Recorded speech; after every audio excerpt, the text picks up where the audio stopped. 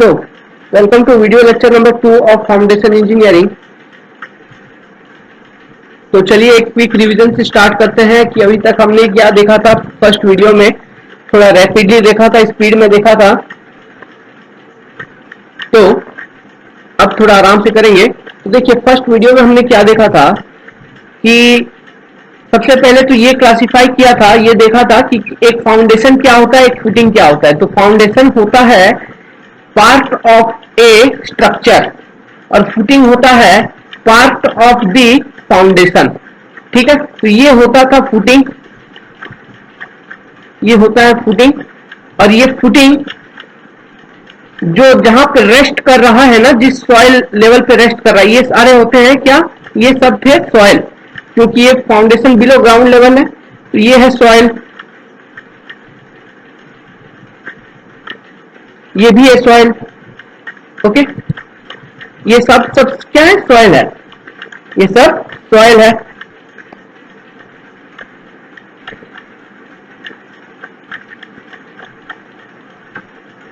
तो ये है ग्राउंड लेवल, और जहां पे फुटिंग का बेस रेस्ट कर रहा है उसे हम कहते थे फाउंडेशन लेवल। और depth between ground level and foundation level is called as depth of foundation DF। Okay, and this is base of footing. Base of footing समझ में आ रहा है? हो सकता है ये स्ट्रिप फुटिंग का बेस हो या फिर आइसोलेटेड फुटिंग का बेस हो। ठीक है, रेक्टेंगुलर, स्क्वायर जो आइसोलेटेड होता है, किसी का भी बेस हो सकता है। और ये है स्ट्रक्चर, और इस पे आ रही है लोड Q। इस Q को डिस्ट्रीब्यूट करता है फाउंडेशन टू द सॉइल। ठीक है, तो फाउंडेशन का एक उद्देश्य क्या था, structural load is to be distributed to the soil. This was the main objective और मेन पर्पस ऑफ फाउंडेशन। तो अगर आपसे कोई पूछे कि फाउंडेशन और फुटिंग के बीच में डिफरेंस बताओ, तो आप अब बता सकते हो आराम से। ये कह सकते हो कि फाउंडेशन जो है is part of A structure, but footing is part of footing itself, sorry footing is part of foundation itself. ठीक है, फाउंडेशन का पार्ट है फुटिंग और फाउंडेशन है पार्ट ऑफ स्ट्रक्चर। फाउंडेशन क्या करता है, स्ट्रक्चरल लोड को ट्रांसमिट करता है सॉइल में थ्रू दी फुटिंग। फुटिंग का बेस एरिया हम ज्यादा बनाते हैं, क्यों? क्योंकि जो स्ट्रक्चरल लोड है Q वो डिस्ट्रीब्यूट हो जाए यहाँ पर एट बेस ऑफ फुटिंग। बार बार बताया, जो भी स्ट्रक्चरल लोड आना है वो कहाँ आना है, बेस ऑफ फुटिंग पर, यहां से डिस्ट्रीब्यूट होगा। ठीक है, ट्रेपेजोइडल डिस्ट्रीब्यूशन हो या फिर यूनिफॉर्म डिस्ट्रीब्यूशन हो, इस तरह से सॉइल रिएक्शन प्रोड्यूस करेगा। ठीक है, और एक चीज बताया था, बेसिक दो तरह का फेल्यूर होता है सॉइल में। एक होता है, एक था आपका शियर फेल्यूर, शियर फेल्यूर। और तो शियर फेल्यूर में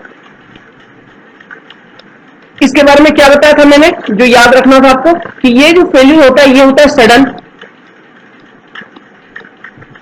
सडन, ये सडन समझने के लिए एग्जांपल क्या याद रखना है, इंटरलॉकिंग इफेक्ट, जो टूटता है सडनली, उस चीज को सडन फेल्यूर।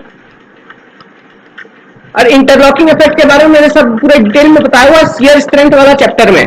ठीक है, कोई अगर नहीं देखा है और फाउंडेशन देखने आ गए हैं तो आप उसे देखिए, क्योंकि फाउंडेशन में हम पूरा निकालेंगे हर एक जगह पे। तर्जागी थ्योरी शियर बियरिंग कैपेसिटी निकालता है, और बियरिंग कैपेसिटी निकलता है शियर फेल्यूर को मद्देनजर रखते हुए। ठीक है, तो शियर फेल्यूर हो रहा है, तो शियर फेल्यूर से बचाने के लिए जो हमारा हीरो यहाँ पे डेवलप होता है सॉइल में, उसका नाम होता है बियरिंग कैपेसिटी। ये क्या होता है, कैसे होता है, मैं सब बताऊंगा अभी इस लेक्चर में। तो इंटरेस्ट, अटेंशन बनाए रखिए आप लोग। तो ये है बियरिंग कैपेसिटी, इस केस में हीरो। तो शियर फेल्यूर हो रहा है, तो शियर फेल्यूर एक सडन फेल्यूर है। सडन फेल्यूर है तो खतरनाक है, डेंजरस है। आपको पता ही नहीं चलेगा कि कब फाउंडेशन टूट गया, और फाउंडेशन टूट जाती है, आपका स्ट्रक्चर फेल हो गया, ढह गया, जमीन के नीचे धंस गया। डेंजरस, अचानक से डेंजरस। ओके, ये माइकल जैक्सन वाला डेंजरस नहीं है, ये सच का डेंजरस है, सच में खतरनाक होता है। ठीक है, क्योंकि अचानक से होता है, पता नहीं चलता है कब फेल हो गया। तो ये है shear failure. Second second type of failure बताया था। और शियर फेल्यूर के करस्पॉन्डिंग मैंने क्या बताया था कि अगर आपको निकालना है सेफ बियरिंग कैपेसिटी और सेफ लोड, ठीक है, जो ट्रांसमिट करेगा ग्राउंड पर, वो कितना कर रहा था, ये सेफ बियरिंग कैपेसिटी जो हमारा निकलेगा, ठीक है, सेफ लोड एट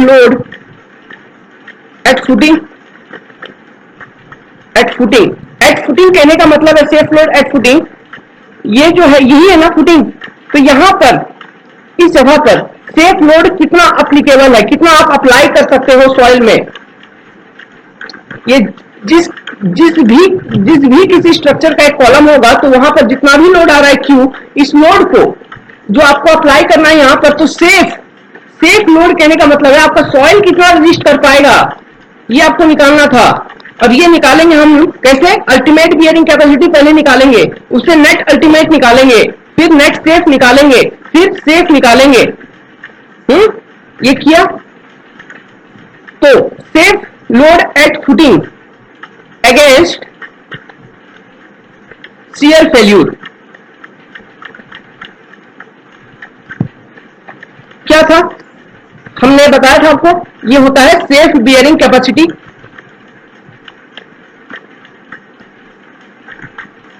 तो शियर फेल्यूर जहां भी आया तो वहां पर हीरो निकल के आएगा बियरिंग कैपेसिटी, ये चीज हमेशा ध्यान में रखिएगा।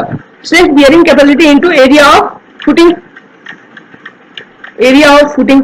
अब एरिया ऑफ फुटिंग क्या, ये वाला base width B into length, ठीक है, ये होगा एरिया ऑफ फुटिंग। तो इतना का सेफ लोड आप ट्रांसमिट कर सकते हो, मतलब अप्लाई कर सकते हो सॉइल में। तो हम क्यों उतना ही अप्लाई करेंगे ना जितना ये ले सकता है सॉइल हमारा, समझ में आया। और सेफ बियरिंग कैपेसिटी के अंदर में क्या क्या था, सेफ बियरिंग कैपेसिटी हमने कैसे निकाला था, सबसे पहले देखिए एक चीज बताया था मैंने विलन के बारे में। विलन क्या होता था, ग्रॉस प्रेशर होता था विलन। ग्रॉस प्रेशर कहने का मतलब है, ये अगर आपका कोई फुटिंग है, आइसोलेटेड का एग्जांपल ले रहा हूं, ठीक है, ये अगर कोई फुटिंग है तो ये होता था ग्राउंड लेवल और ये था फाउंडेशन लेवल।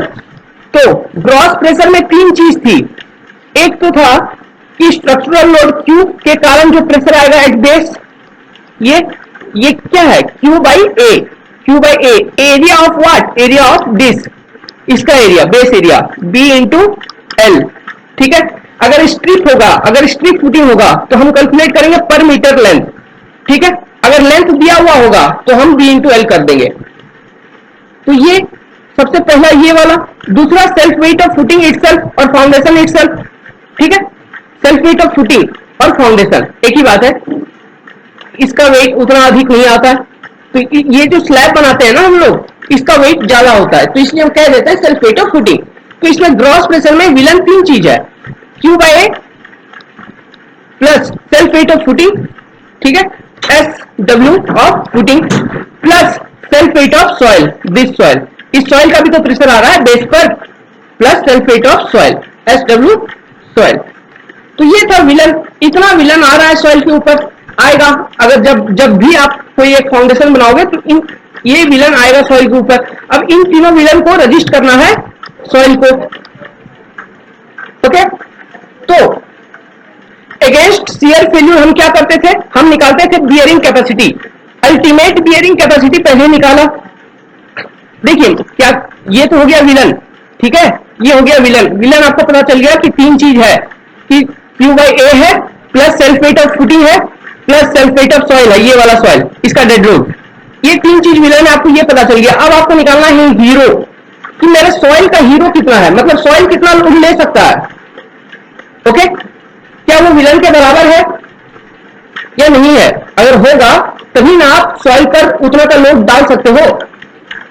तो आपको हीरो निकालना है अगेंस्ट शियर फेल्यूर। तो हम क्या निकाले, हमको निकाले ultimate bearing capacity, ultimate bearing capacity निकाले, ये निकालेंगे अल्टीमेट बियरिंग कैपेसिटी निकालेंगे। इसको निकालने का थ्योरी है, कर्जागी थ्योरी हम यूज करेंगे, कर्जागी थ्योरी को यूज करेंगे और अल्टीमेट बियरिंग कैपेसिटी निकालेंगे। अल्टीमेट बियरिंग कैपेसिटी एक बार निकाल लिया, जिसे हम कहे क्यू यू, ठीक है। इसके बाद हम क्या करते थे, net ultimate Q N U निकाला, ठीक है। ये सब करना है, एक बार रिवीजन करवा दे रहा हूं कि ये सब चीज मैंने आपको बताया था और कैसे हमको करना है। तो हमको उसके बाद निकालना होगा Q N U. Q N U निकालना है तो क्यू एन यू निकालने के लिए हम क्या करते थे, हम करते थे नेट अल्टीमेट में माइनस कर देते थे गामा डी एफ, ठीक है, या फिर सॉइल का weight, self weight of soil, इसको नेग्लेक्ट कर देते थे। इफेक्टिव वेट ऑफ सॉइल कितना है उसे रिड्यूस करते थे। अब देखिए, अब ये गामा डी एफ, इसके बारे में क्या बताया था, Q U minus gamma D F हो सकता है। और ये गामा क्या हो सकता है, अगर आपका सॉइल सबमर्ज्ड है तो गामा सबमर्ज्ड डी एफ, अगर सॉइल सबमर्ज्ड नहीं है तो गामा बल्क और गामा डी जो भी दिया होगा डी एफ, ठीक है। ये निकल जाएगा आपका Q N U net ultimate. अब नेट अल्टीमेट निकल गया तो हमको निकालना था net safe Q N S. तो नेट सेफ निकालने के लिए हम क्या करते थे, net ultimate divided by factor of safety, ठीक है, फैक्टर ऑफ सेफ्टी करते थे तो नेट अल्टीमेट नेट सेफ निकलता था। नेट सेफ निकलने के बाद हमको निकालना है safe, Q safe. Q safe माने कि कितना हम अप्लाई कर सकते हैं एक्चुअली, तो क्यू सेफ कितना होता था, Q N U net safe divided by factor of safety, ये net safe plus gamma D F weight of soil add कर देते थे, इतना हम अप्लाई कर सकते हैं। अब मैंने एक चीज बताया था कि गामा डी एफ में फैक्टर ऑफ सेफ्टी हम क्यों अप्लाई नहीं किए, इसमें अप्लाई करने का कोई मतलब ही नहीं है ना, क्योंकि ये तो लग ही रहा है पहले से ही है, ये तो हिस्टोरिकल है, हिस्टोरिकल पहले से लग रहा है, पास्ट टाइम से ही लग रहा है, ठीक है। और आप फाउंडेशन जब बनाओगे उसके बाद भी तो उतना मट्टी रहेगा, तो उस पर फैक्टर ऑफ सेफ्टी लगाने का कोई मतलब नहीं निकलता है, इसलिए हम वहां पर फैक्टर ऑफ सेफ्टी को नहीं लगाएंगे। तो ये था शियर फेल्यूर के कंडीशन में, ये सब चीज हमने देखा था। और एक चीज मैंने बताया था कि सेटलमेंट फेल्यूर, ठीक है, फाउंडेशन दो तरह से फेल हो सकता था, एक होता था शियर फेल्यूर जो कि सडन और खतरनाक डेंजरस, ठीक है, और उस केस में सेफ लोड कितना, Q safe into base of footing area. दूसरा सेटलमेंट फेल्यूर, सेटलमेंट फेल्यूर। अब सेटलमेंट फेल्यूर हो रहा है माने कि क्या, धंसते जा रहा है प्रोग्रेसिवली, इट इज प्रोग्रेसिव, ठीक है। इस केस में जो हीरो आता है, जो आपको हीरो कैलकुलेट करना है सेटलमेंट फेल्यूर के अगेंस्ट, उसका नाम है बियरिंग प्रेशर।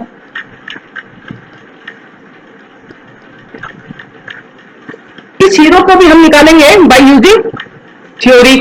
वो कौन सा, plate load theory, plate load test, field test करेंगे और निकालेंगे बियरिंग प्रेशर कितना है, बियरिंग प्रेशर निकालेंगे, उसके बाद सेफ बियरिंग प्रेशर कितना है वो निकालेंगे, इनटू निकालेंगे सेफ लोड, ठीक है। तो सेफ लोड कैसे निकालना था, सेफ लोड होता था मिनिमम ऑफ बोथ कंडीशन, ठीक है। तो जो बोथ कंडीशन का जो मिनिमम आता था वही होता था डिजाइन सेफ लोड। तो ये सब चीज हमने इस प्रीवियस वाले लेक्चर में देखा हुआ था डिटेल में। तो स्टार्ट करते हैं इस वाले वीडियो को। इस वाले वीडियो में हम देखेंगे टाइप्स ऑफ शियर फेल्यूर। जो मैंने बताया था ना शियर फेल्यूर, शियर फेल्यूर इनमें कितना टाइप का होता है, तो देयर आर, लिखना शुरू करिए, there are 3 types of shear failure. सबसे पहला जनरल शियर फेल्यूर,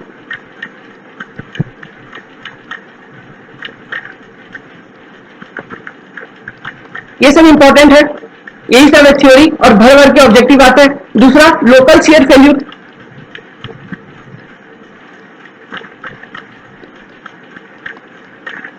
तीसरा punching shear failure.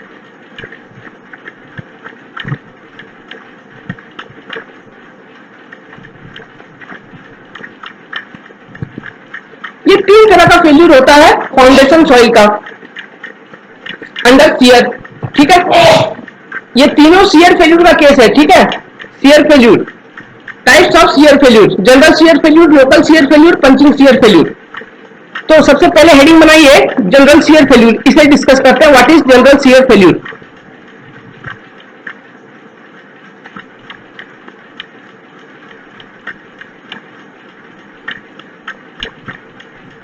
General shear failure. General shear failure क्या होता है? तो देखिए, लिखिए कि जनरल शियर फेल्यूर जब भी होगा ना, कभी वो होगा इन केस ऑफ शैलो फाउंडेशन। ठीक है, शैलो फाउंडेशन में ही आपको नजर आएगी general shear failure. It always अकर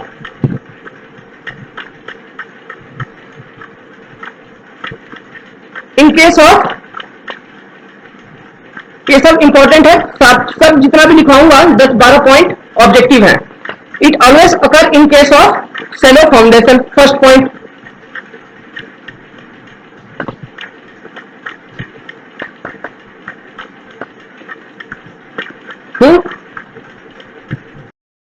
देखिए, तो मैंने कहा कि it always occur in case of shallow foundation, लेकिन शैलो फाउंडेशन भी वैसा, ठीक है, वैसा जो कि बनाया गया है in case of medium to dense soil. ठीक है, कोई डेंस सॉइल है, ठीक है, मीडियम डेंस। देखिए, लिखिए, it always occur in case of shallow foundation, ठीक है, which is placed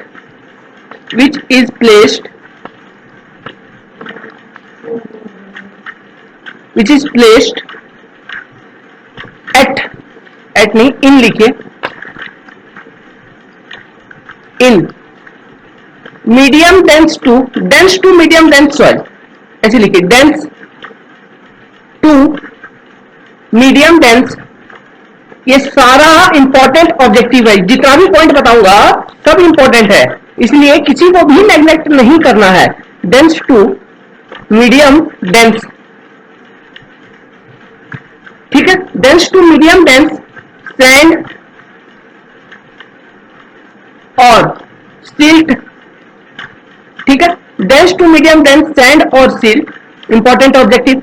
shallow foundation placed in dense to medium dense sand और silt, the failure experienced is general shear failure. और over consolidated, ठीक है, over consolidated clay, इसके बारे में बताया था आपको जब पढ़ा रहा था शियर, तो वहां भी बताया था कि ओवर कंसोलिडेटेड क्ले का जो बिहेवियर है, जो मैकेनिज्म है, वो होता है एज डेंस सैंड के तरह, ये चीज बताया था मैंने। और ओवर कंसोलिडेटेड क्ले,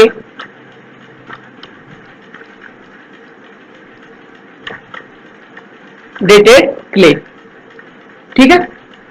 तो ये एक इंपॉर्टेंट पॉइंट है, ये पॉइंट ये बताता है कि जनरल शियर फेल्यूर कहां होगा। तो ये पॉइंट के हिसाब से कहते हैं कि जनरल शियर फेल्यूर हमेशा होगा शैलो फाउंडेशन के केस में, लेकिन शैलो फाउंडेशन अगर प्लेस्ड हो एक ऐसे सॉइल में जो कि डेंस है, ठीक है, और सैंड है या फिर सिल्ट है, सैंड और सिल्ट जो कि डेंस स्टेट पे है, ठीक है, उस तरह का सॉइल में अगर आप बनाओगे शैलो फाउंडेशन, तो उस फाउंडेशन का जो फेल्यूर होगा वो होगा जनरल शियर फेल्यूर। तो इसका मतलब क्या हुआ? इसका मतलब क्या हुआ, देखिए कि dense to medium dense sand और सिल्ट और ओवर कंसोलिडेटेड क्ले, तो मैं क्या ये कह सकता हूं कि लो कंप्रेसिबल सॉइल, उस तरह का सॉइल जिसमें कंप्रेसिबिलिटी कम हो, जो दबे कम, लो कंप्रेसिबल हो, वहां पर होगा आपका जनरल शियर फेल्यूर। हाँ, तो लिखिए, it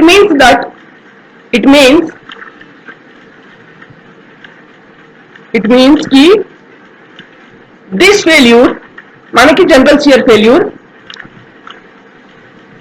occurs in low compressible soil।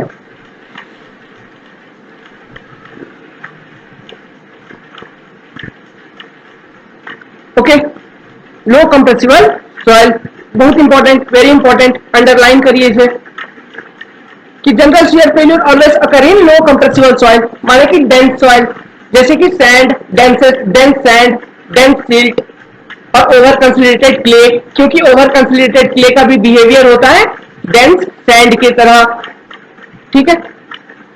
तो देखिए, तो डेंस सैंड और सिल्ट में जो फेल्यूर होगा जनरल शियर फेल्यूर, मैंने एक चीज बताया था कि ये फेल्यूर, शियर फेल्यूर हमेशा सडन होता है, तो जनरल शियर फेल्यूर सडन होता है, ठीक है, ये फेल्यूर सडन होता है, मतलब अचानक से टूटेगा, अचानक से टूट रहा है, तो ये चीज तो क्लियर है ना, आपको पता होगा कि किस पर्टिकुलर लोड पे वो अचानक से टूटा, ये पता चल जाएगा, पता चल जाएगा ना कि अचानक से टूटा। हाँ, एक झटका लगेगा, एक झटका लगा तो यहां पर ये वाला लोड का जो वैल्यू है, यहां पर फाउंडेशन टूट जाता है, यहां पर जनरल शियर फेल्यूर हो जाता है। ये चीज तो पता चल गया। कहने का मतलब है, इसे हम ये कहते हैं कि इन सच फेल्यूर लिखिए, मैं समझाऊंगा डायग्राम बना के, अभी लिख लीजिए। In such failure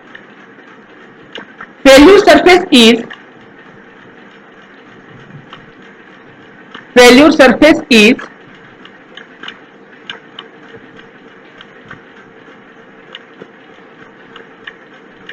is well defined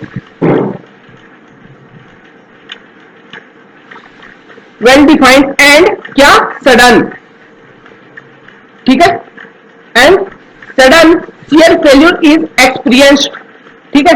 failure surface is well defined क्योंकि सडन शियर फेल्यूर एक्सपीरियंस होता है, एंड सडन शियर फेल्यूर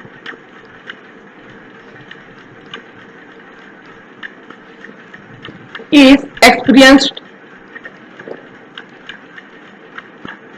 ठीक है, विथ। अब ये सडन शियर फेल्यूर जो होता है ना, इसका एक कैरेक्टरिस्टिक्स है, ये तो जब भी सडन शियर फेल्यूर होगा, heaving and bulging of ground surface होगा एडजेसेंट टू दी फाउंडेशन। लिखिए इसे बताऊंगा, एक कंप्लीट पॉइंट बनाना इसे, ठीक है। Sudden shear failure is experienced with heaving, ऐसे लिखिए, heaving and bulging of ground surface. दिखाता हूं क्या होता है, लिखिए, ठीक है, adjacent to the foundation.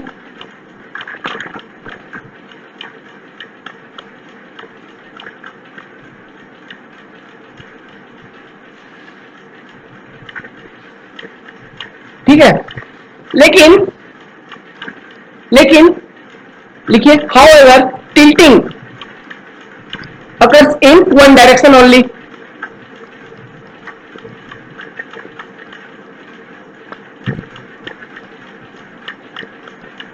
Tilting माने कि मुड़ना, बेंड हो जाना, टिल्ट हो जाना। देखिए क्या होता है ना कि ये मान लो आपका सेलो फाउंडेशन है, ठीक है, सेलो फाउंडेशन है, तो अगर इसमें जनरल शियर फेल्यूर होगा ना, तो इस जगह पे जो सॉइल है, यहां पर जो सॉइल है, ये फूल जाएगा, हीव हो जाएगा, बल्ज करेगा, ठीक है, बल्जिंग, हीविंग एंड बल्जिंग, ये फूल जाएगा, ठीक है, इसी को कहते हैं हीविंग एंड बल्जिंग। अब सडन शियर फेल्यूर हुआ या फिर जनरल शियर फेल्यूर हुआ तो क्या होता है ना कि टिल्ट, जो फाउंडेशन टिल्ट करेगा, अब क्या होगा, आपका टिल्ट कर जाएगा, कहने का मतलब इस तरह से हो जाएगा आपका फुटिंग अप, ठीक है, तो किसी एक डायरेक्शन में ही टिल्ट करेगा, ओके, यही कहने का मतलब है। लिखिए इसे, however tilting of foundation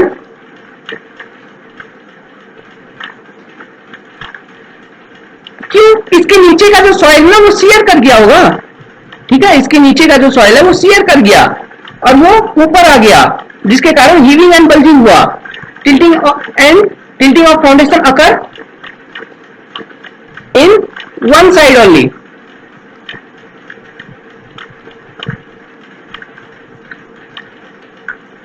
अब देखिए, तो मैंने आपको बता रखा है कि जनरल शियर फेल्यूर या फिर शियर फेल्यूर के केस में जो हीरो होता है हमारा, वो हीरो है बियरिंग कैपेसिटी।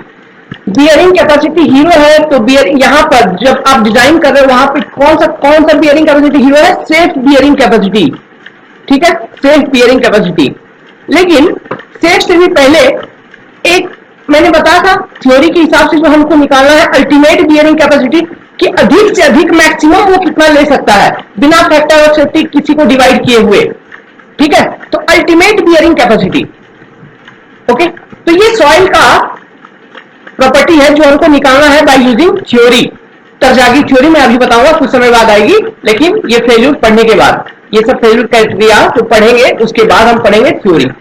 तो देखिए, तरजागी थ्योरी के हिसाब से जो हम निकालने वाले हैं अल्टीमेट बियरिंग कैपेसिटी, ये है सॉइल का प्रॉपर्टी, तो अल्टीमेट बियरिंग कैपेसिटी ये बताता है कि मैक्सिमम अधिक से अधिक कितना लोड आप ग्रॉस प्रेशर या फिर ग्रॉस लोड आप डाल सकते हो at the base of footing. Okay, ये कितना डाल सकते हो?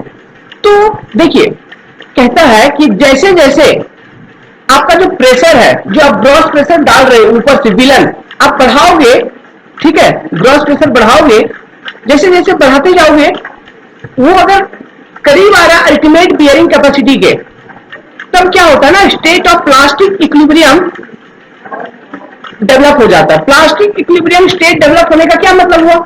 ये चीज मैंने बताया हुआ था कहां पर, इसे समझाया हुआ था रनकाइन थ्योरी वगैरह में जब बता रहा था अर्थ प्रेशर में, वहां पर बहुत डिटेल में समझाया हो कि प्लास्टिक इक्विलिब्रियम स्टेट का मतलब क्या होता है। प्लास्टिक इक्विलिब्रियम स्टेट का मतलब ये हुआ कि हर एक सॉइल का हर एक दाना इक्वल स्ट्रेस बियर कर रहा है, ठीक है, यही मतलब होता था। तो यही कहता है, लिखिए डायग्राम जब बताऊंगा तो वहां पे और थोड़ा समझ में आएगा, लिख लीजिए। ये बहुत इंपॉर्टेंट स्टेटमेंट है। एज दी प्रेशर, कौन सा प्रेशर? ये विलन है। As the pressure increases, villain माने कि ग्रॉस प्रेशर, ठीक है, as the pressure increases, gross pressure माने जो आपको अप्लाई करना है, जो आप अप्लाई कर रहे हो, ठीक है, उसे हम कह रहे हैं ग्रॉस प्रेशर कितना अप्लाई करना है। और उसे रजिस्ट कौन करेगा? हमारा हीरो क्या है? Bearing capacity. ये किस पर डिपेंड कर रहा है? शियर फेल्यूर के ऊपर। ओके, तो as the pressure increases towards the ultimate bearing capacity,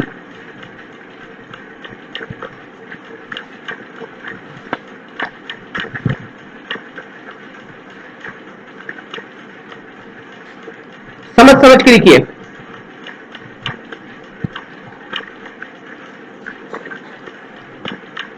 ठीक है, तो जैसे जैसे आपका ग्रॉस प्रेशर इंक्रीज करेगा अल्टीमेट बियरिंग कैपेसिटी की ओर, अल्टीमेट बियरिंग कैपेसिटी आपका हीरो है सॉइल का जो आपने निकाला है, और प्रेशर क्या है? जो आप अप्लाई कर रहे हो फाउंडेशन के ऊपर, ठीक है।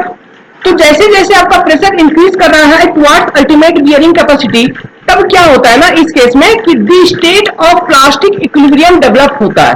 The state of plastic equilibrium, plastic equilibrium develop होने का मतलब है कि हर एक दाना सॉइल का जिसके ऊपर ये सेलो फाउंडेशन प्लेस्ड है, जिसमें जनरल शियर फेल्यूर हो रहा है, इक्वली स्ट्रेस्ड है।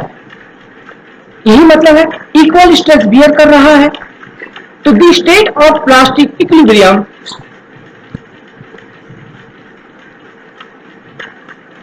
ठीक है डेवलप्स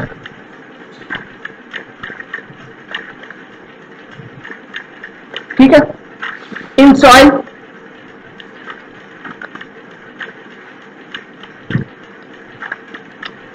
तो ये state of plastic equilibrium in soil जो डेवलप हो रहा है, ये डेवलप होने का एक मैकेनिज्म है। मतलब सबसे पहले कहां पे डेवलप होगा? सबसे पहले डेवलप होता है इनिशियली, ऐसे लिखिए, डेवलप्स इन सॉइल इनिशियली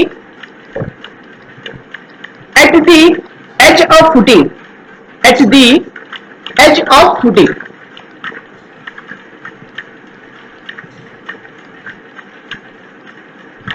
ठीक है।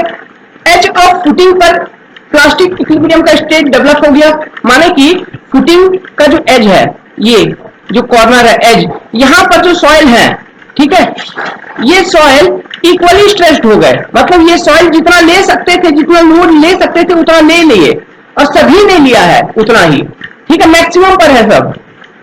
अब ये क्या करेंगे? अब अगर तुम लोड बढ़ाओगे, ग्रॉस प्रेशर बढ़ाओगे, तो ये जो सॉइल है, ठीक है, ये जो सॉइल के ग्रेन है, अब ये तो लोड नहीं लेंगे ना, तो ये क्या करेंगे? ये ट्रांसफर कर देंगे टू दी बिलो सॉइल, ठीक है, बिलो सॉइल को ये ट्रांसफर करेंगे कि हमने तो ले लिया है, आप भी कुछ ले लो लोड, आप भी कुछ सहयोग करो।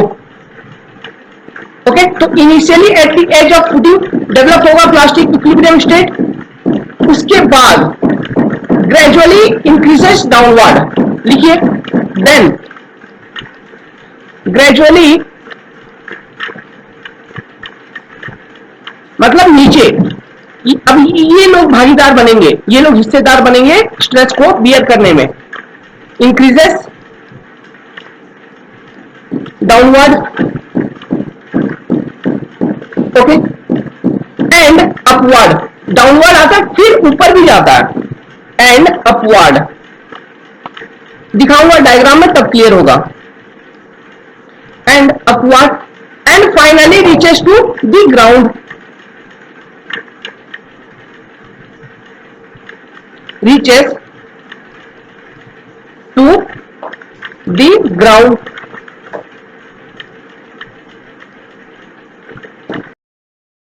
ओके, फिर क्या होता है कि देखिए next point, ultimately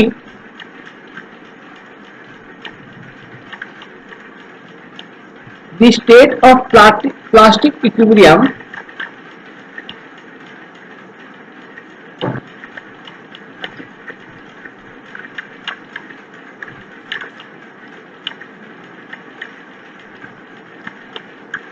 is fully developed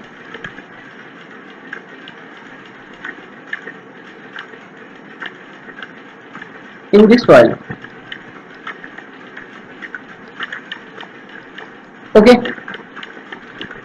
अब देखिए जब शियर फेल्यूर नहीं हुआ था, ठीक है, उससे पहले मतलब जब आपको झटका नहीं लगा था, झटका महसूस नहीं हुआ था, उससे पहले सेटलमेंट बहुत कम हुआ।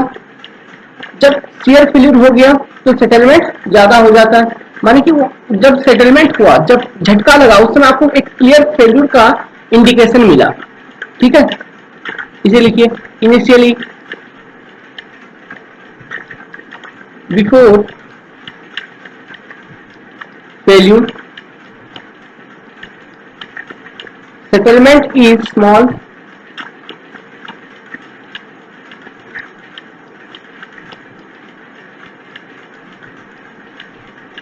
ठीक है, कहने का मतलब नेग्लिजिबल, बहुत कम। बट आफ्टर क्लियर फेल्यूर, मतलब वो झटका जब आपको महसूस हो रहा है, ठीक है, but after clear failure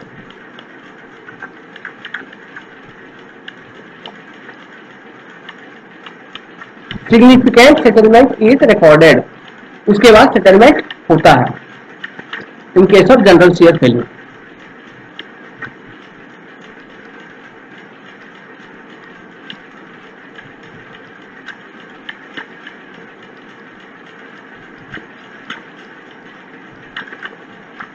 okay, तो जनरल शियर फेल्यूर के बारे में इतना याद रखना है हमेशा।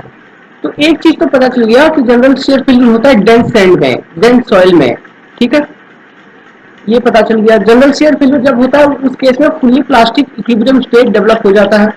जनरल शियर फेल्यूर जब होता है उस समय फाउंडेशन एक साइड टिल्ट करता है, हीविंग और बल्जिंग होता है, ये चीज जो नजर आती है सॉइल का।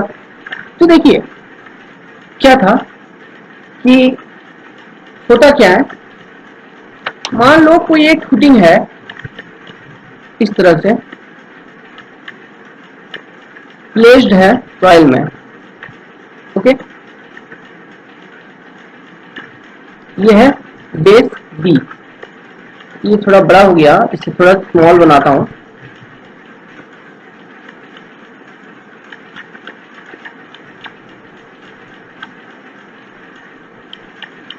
ठीक है। तो क्या कहा इन्होंने, कहा कि ये है फाउंडेशन लेवल, ठीक है, फाउंडेशन लेवल, और ये है ग्राउंड, यहां है ग्राउंड। तो सबसे पहले जो प्लास्टिक इक्विलिब्रियम का स्टेट होगा, माने कि वो वाला सॉइल जो पहले स्ट्रेस्ड होगी वो होगी यहाँ पर एज ऑफ द फुटिंग, यहां से डेवलप होगा प्लास्टिक इक्विलिब्रियम का स्टेट, फिर एडजेसेंट सॉइल को ट्रांसफर होगा, नीचे जाएगा, नीचे जाएगा, फिर एक लेवल के बाद, ठीक है, इस लेवल, ये जो लेवल है, इस लेवल के बाद यहां से ऊपर जाएगी और ऊपर जाके ग्राउंड पर आएगी इस तरह से, ओके, इस तरह से, और यहां भी सेम इधर से उल्टा बना दीजिए, ऐसे यहां तक नीचे आई, फिर ऊपर, और यहां पर आपको नजर आएगा heaving and bulging. Heaving and bulging कहने का मतलब है गड्ढा होगा, फूलेगा सॉइल, ठीक है, इस तरह से हीविंग एंड बल्जिंग ये था। और ये स्ट्रक्चरल लोड लग रहा है क्यू। ये जो जोन है ना, ये जो डेप्थ है, ये है B, base of the footing. ये भी बी तक एज्यूम किया गया है कि बी डेप्थ तक स्ट्रेस जोन होता है, ठीक है। ये मान लो सेक्शन 1 है, तो बी क्या है, ये वाला स्ट्रेस जोन। ये जोन कौन सा है, स्ट्रेस जोन बिलो सेक्शन 1 कि यहां तक, मतलब इस रीजन में जो भी मिट्टी है, जो भी दाना है सॉइल का, वो इक्वल स्ट्रेस है, इक्वली स्ट्रेस है। प्लास्टिक इक्विलिब्रियम का स्टेट डेवलप हो गया है इस जोन में, और ये है heaving and bulging of soil, ठीक है। तो ये चीज आपको दिखेगा इन case of general shear failure. तो जनरल शियर फेल्यूर ये इसे लिखिए, this is stress zone below 1 और स्ट्रेस जोन कहां तक है, बी डेप्थ तक, और बी क्या है, बेस ऑफ द फुटिंग, उतना ही डेप्थ तक स्ट्रेस जोन है, ओके।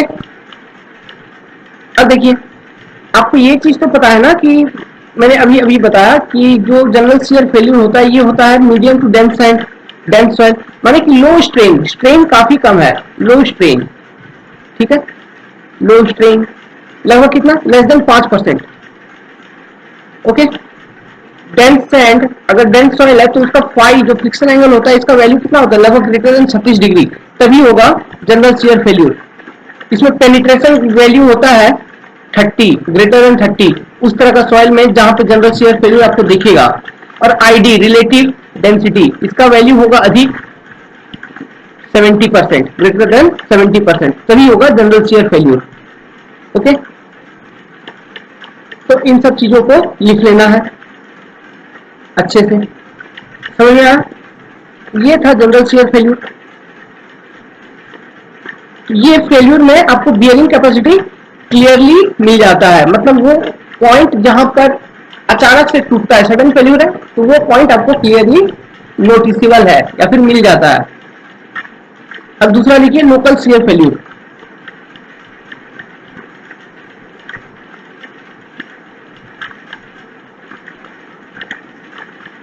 डायग्राम अच्छे से बनाइएगा, local shear failure.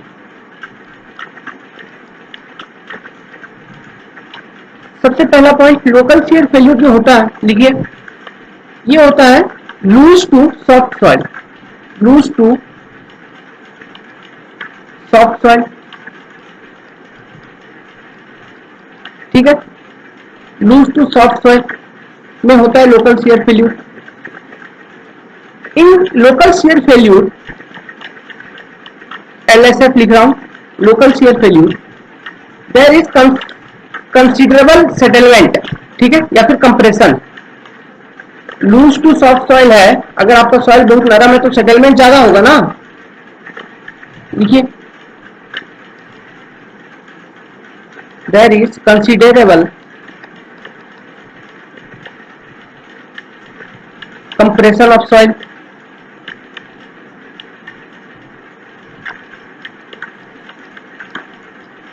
Under footing,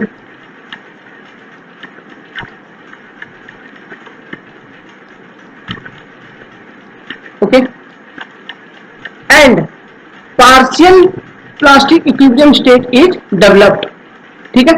मतलब एक प्लास्टिक इक्विलिब्रियम स्टेट कंप्लीट नहीं होता है।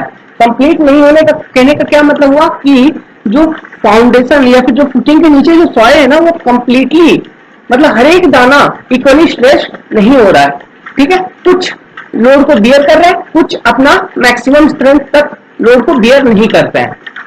इस यही कहने का मतलब होता है plastic state, partially development of plastic equilibrium state, लिखिए। एंड क्या लिखा, footing, and there is only partial development of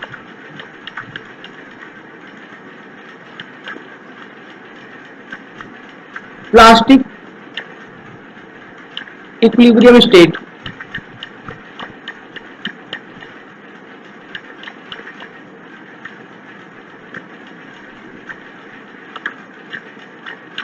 okay, near the, और वो भी कहां होता है, फुटिंग के आसपास ही होता है। माने कि वो जो स्ट्रेस जोन मैंने दिखाया आपको बी, ठीक है, बी डेप्थ तक जो स्ट्रेस जोन, वो in case of local shear failure नहीं होता है। Near the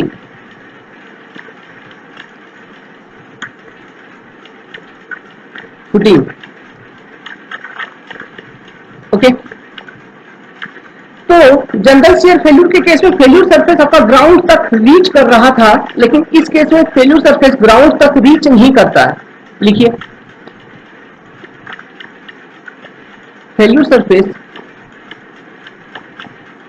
does not reach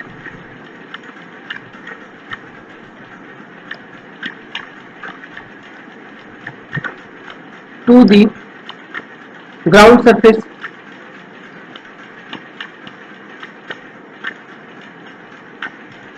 and, और जो हीविंग और बल्जिंग हो रहा था ना, वो हल्का सा होता है, ज्यादा नहीं। लेकिन जनरल शियर फेल्यूर के केस में ज्यादा मट्टी आपको नजर आएगा, लेकिन यहां पर नहीं, इस केस में कम। एंड ओनली स्लाइट, मतलब कम, हल्का heaving of soil adjacent to foundation is observed।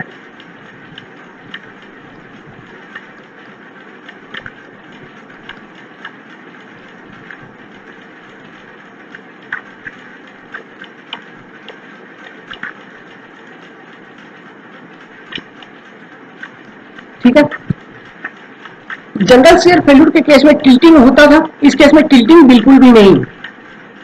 Tilting of foundation do not occur।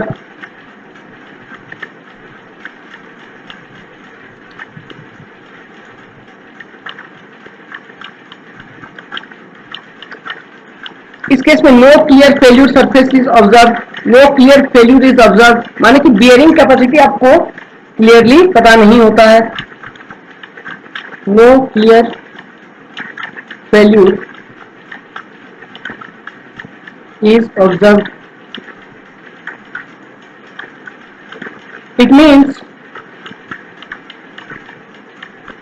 ultimate bearing capacity is not well defined।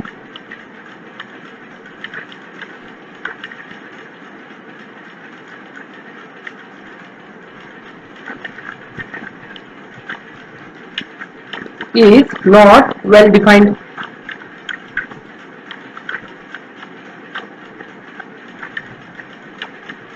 on load settlement curve।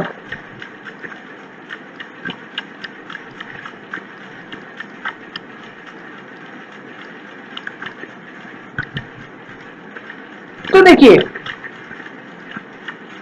इस तरह का फेल्यूर अगर ultimate bearing capacity not well defined, तो क्या ये sudden failure है?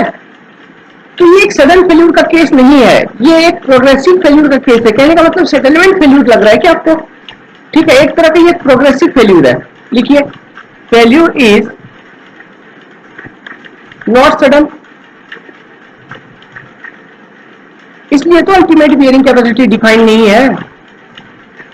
ठीक है, तो आपको लग रहा है कि क्या ये प्रोग्रेसिव फेल्यूर केस है? लिखिए, it is a case of progressive failure.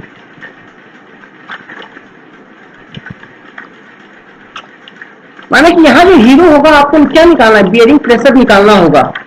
वो कैसे निकालेंगे, क्या निकालेंगे, हम देखेंगे।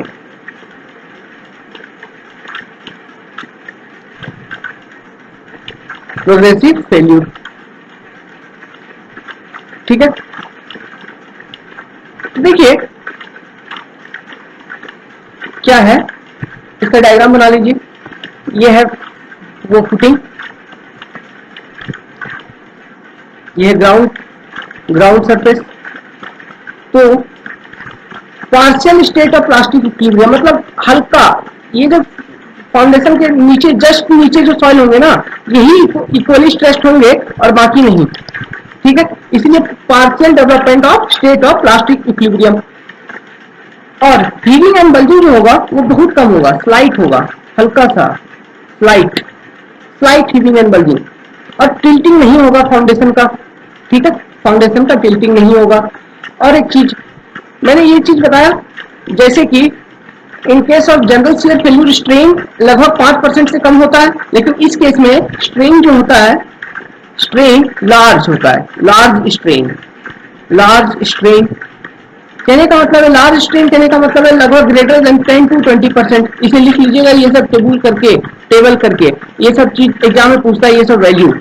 और डेंस नहीं है, लूज सॉइल है, तो इसका जो फाई का जो वैल्यू होगा ना वो लगभग कम होगा, 28 degree, less than 28 degree. Dense नहीं है तो आईडी का वैल्यू क्या हो जाएगा, आईडी जो होगी वो भी कम होगी, ठीक है। तो आईडी कितना होता है, आईडी लगभग 30 to 70% के बीच का जो सॉइल आता है उसमें होता है लोकल शियर फेल्यूर। समझ में आ रहा है।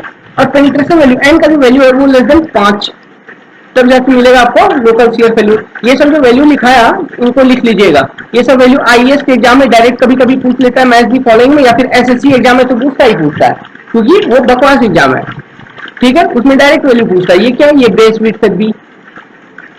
डायग्राम क्लियरली बनाना है, प्लास्टिक इक्विलिब्रियम स्टेट यहाँ ऐसे दिखाना है, heaving, slight heaving and bulging यहाँ पे लिख लीजिएगा, slight heaving and bulging, partial development of plastic equilibrium state, और ये सब वैल्यू लिख लीजिएगा नीचे लाइन बाय लाइन करके। लो स्ट्रेन, लार्ज स्ट्रेन, ठीक है, पाई का वैल्यू इतना, पाई का नेम क्या है वो भी लिख लीजिएगा, इंटरनल फ्रिक्शन एंगल, इन सारे बातों को लिख लेना है। तो देखिए एक नया चीज आ गया, लोड सेटलमेंट कर्व। देखिए लोड सेटलमेंट कर्व क्या है कि ये मान लो इस तरह का कोई एक कर्व है, ओके, इस तरह का एक कर्व है। मैं क्या निकालूंगा, मैं यहां लिखूंगा सेटलमेंट और यहां लिखूंगा लोड, ओके, और फेल्यूर लोड। अब देखिए जनरल शियर फेल्यूर के केस में क्या होगा, जनरल शियर फेल्यूर के केस में लोड बढ़ा रहे हो, फाउंडेशन के ऊपर लोड बढ़ा रहे हो, लोड ले रहा है, लेकिन एक समय अचानक से क्या आया, अचानक से वो टूट गया, सडन फेल्यूर, क्लियर फेल्यूर आपको नोटिस आया, नजर आया कि इस पर्टिकुलर लोड का वैल्यू से ये जो लोड आगे यहां पर ये लोड, ये हो गया आपका फेल्यूर लोड, ठीक है। अब इससे अधिक आपका ये फाउंडेशन नहीं ले सकता है लोड, तो ये क्या है, क्लियर फेल्यूर। ये किसके केस में आया, इन केस ऑफ जीएसएफ, ठीक है। लेकिन यही मैं अगर बनाऊं, यही curve in case of load settlement curve अगर मैं बनाऊं इन case of local shear failure के केस में किसी फाउंडेशन में, तो फाउंडेशन एकदम प्रोग्रेसिवली सेटल होते जाएगा, इसमें क्लियर फेल्यूर नोटिस नहीं होगा, नो क्लियर फेल्यूर, ठीक है। यही है लोड सेटलमेंट कर्व, बना लीजिए, no clear failure is noticed. अब मुझे ये बताइए, अगर क्लियर फेल्यूर नोटिस नहीं है, अगर क्लियर फेल्यूर आपको पता नहीं चल रहा है in case of local shear failure, तो मुझे ये बताओ कि फेल्यूर लोड आप कैसे निकालोगे। तो फेल्यूर लोड निकालने का एक तरीका आता है जिसे हम कहते हैं डबल टेंजेंट मेथड। लिख लीजिए, डबल टेंजेंट मेथड, ओके। इस मेथड को यूज करते हैं और हम निकालते हैं failure load in case of progressive failure, जो कि है लोकल शियर फेल्यूर। क्या करते हैं बेसिकली, देखिए कुछ बताता हूं। ये था सेटलमेंट एस और ये था फेल्यूर लोड एफएल, इस तरह से सेटल हो रहा है, ठीक है, इस तरह से सेटल हो रहा है। अब क्या करिए ना, एक टेंजेंट बनाइए, ये मान लो यहां तक आपका परमिसिबल सेटलमेंट है, ठीक है, ये है, ये लोड आपको यहां अप्लाई करना है। अब यहां से एक टेंजेंट ले लो, अब ये जहां पे इंटरसेक्ट कर रहा है, ठीक है, ये वाला होता है आपका फेल्यूर लोड, ये हम देखेंगे कैसे निकालना है, डिटेल में देखेंगे, एक दो क्वेश्चन सॉल्व करेंगे इसके ऊपर, इस पर बेस्ड, तब क्लियरली पता चल जाएगा। ओके, तो डबल टेंजेंट मेथड लिख लीजिएगा कि डबल टेंजेंट मेथड को हम यूज करते हैं अगर हमको लोड सेटलमेंट कर्व में लोड फेल्यूर लोड निकालने के लिए, यदि क्लियर फेल्यूर हमको पता ना चले तो। ठीक है, थर्ड टाइप ऑफ फेल्यूर जो होता है वो होता है पंचिंग शियर फेल्यूर। इस पर ज्यादा ध्यान नहीं देना, वो डबल टेंजेंट मेथड पे सिर्फ नाम याद रखना, काम बन जाता है। Third type of shear failure is punching shear failure.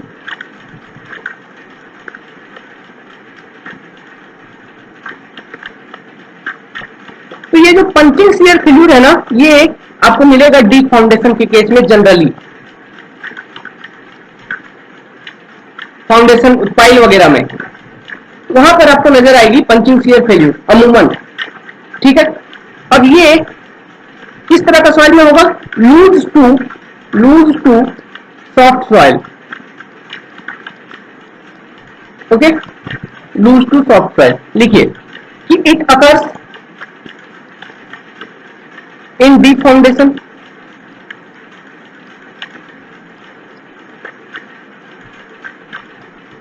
which is placed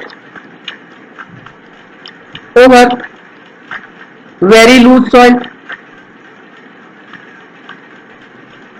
very loose sand और soft clay। ठीक है, soft clay कहने का मतलब है high compressible soil, highly compressible, highly compressible, highly compressible मतलब ज्यादा settlement, more settlement. It is, ये एक तरह, क्या ये शियर फेल्यूर है? नहीं, ये एक तरह का शियर फेल्यूर नहीं है। ओके, ये एक तरह का सेटलमेंट फेल्यूर है, लेकिन इसका नाम है पंचिंग शियर फेल्यूर, कंफ्यूज नहीं होना है। ठीक है, लेकिन इसका जो कैरेक्टरिस्टिक्स हम देखते हैं, इससे हमको ये पता चलता है कि it is not a common case of shear failure. ठीक है, लिख लीजिए इसे कि it is not a common case of shear failure.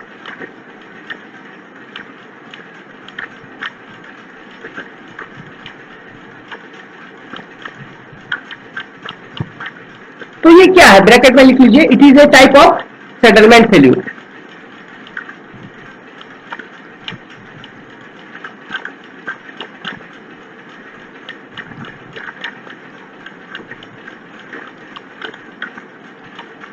ठीक है, देखिए, लिखिए, समझाता हूं।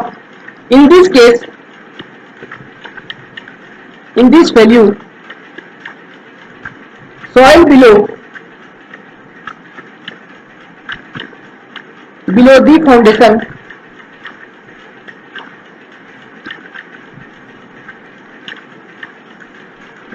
get cut off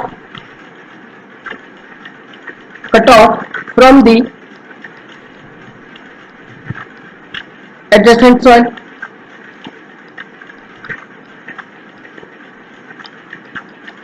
by shearing। Cut होना मतलब shear होना, by shearing and excessive, अधिक settlement is noticed।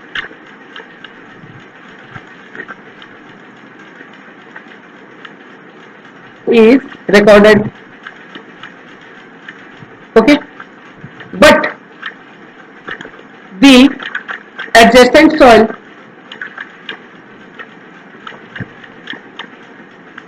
remain unstressed।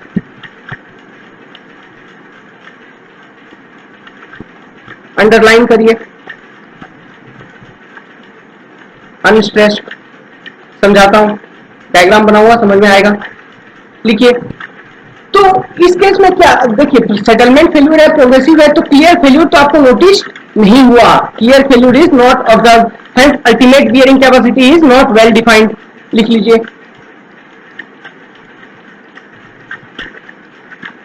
Clear failure कहने का मतलब सडन फेल्यूर जब भी होगा ना तभी आपको क्लियर फेल्यूर नजर आएगा, मतलब कि फेल्यूर लोड आपको पता चल जाएगा कि हाँ ये पर्टिकुलर लोड है जहां पर आपका फाउंडेशन फेल हो रहा है। अगर प्रोग्रेसिवली सेटल कर रहा है तो आपको पता नहीं चलेगा ना कि कौन सा पर्टिकुलर लोड का वैल्यू है जहां पर फेल हो रहा है, वो तो प्रोग्रेसिव है इसलिए। तो clear failure is not observed.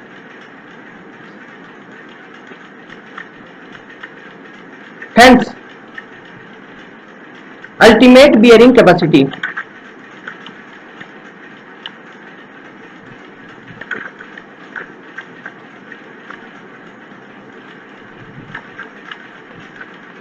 is not well defined.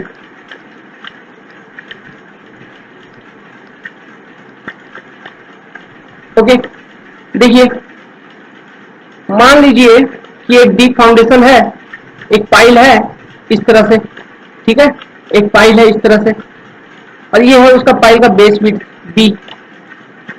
Okay, तो ये कहता है कि इस पर एक लोड आ रहा है क्यू, स्ट्रक्चरल लोड आ रहा है क्यू। तो इस केस में क्या होगा ना कि ये जो पाइल के नीचे जो सॉइल है ये, ठीक है, ये कट जाएगा, अपने अगल बगल की मिट्टी से ये कट हो जाएगा और यही सॉइल स्ट्रेस होगी, ठीक है, इतना ही सॉइल स्ट्रेस्ड होगा और ये सब अनस्ट्रेस्ड होगा। अनस्ट्रेस्ड ये कुछ भी लोड नहीं लेंगे, लोड कौन ले रहा है, सिर्फ ये। तो इस पर अधिक लोड आ गया, इस कारण से क्या होगा, ये दबना शुरू हो जाएगा और प्रोग्रेसिवली दबते जाएगा, सेटलमेंट होते रहेगा, ठीक है। तो इस केस में अगर लोड सेटलमेंट कर अगर आप बनाओगे तो आपको नजर आएगा इस तरह से, बिल्कुल लोड कम ले रहा है लेकिन सेटलमेंट ज्यादा हो रहा है, एक्सेसिव सेटलमेंट, ठीक है। तो ये है लोड सेटलमेंट कर्व इस केस में। तो अब क्लियर है local shear failure, general shear failure और पंचिंग शियर फेल्यूर। तो हर एक कंडीशन, हर एक केस पता है, ये सब ऑब्जेक्टिव में आता है, बहुत भर भर के पूछता है, तो याद रखिएगा। तो एक नोट बना लीजिए, एक टेबल बना लीजिए, ठीक है, एक टेबल बना लीजिए, यहां पे लिखिए ऐसा पैरामीटर्स,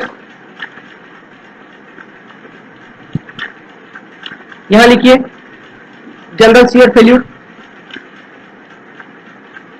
यहां लिखिए एलएसएफ।